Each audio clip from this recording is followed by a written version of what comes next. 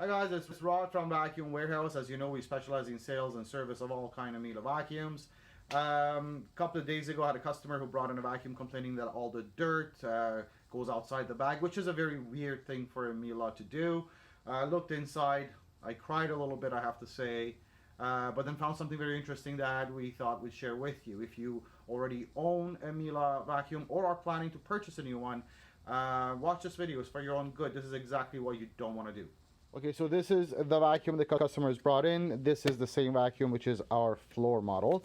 Regardless of how long you've been using your Miele, 5, 10, 15, 20 years, this is the way it should be. That dustpan is clean because all the dirt goes into the bag. Your filters are in place, and this is the condition under which this one was brought in. Now, kudos to them. They're using original Miele bags. That filter is in place, so the motor actually runs okay, just needs a bit of a cleanup. So what's caused this?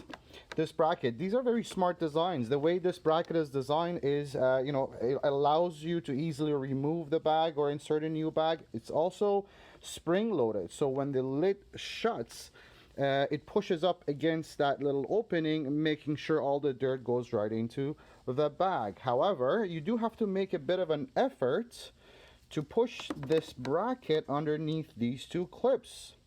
Again, they're supposed to be on top of the clips here, but either way they've done this. I'm sure it must have been unintentional, but having pushed this bracket down has created a gap between the opening there and the valve, and all the dirt has been sucked out outside the bag.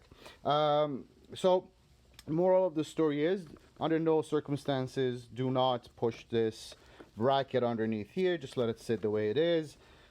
Change your bags on time, filters once a year, and these vacuums should last you a very, very long time. All right.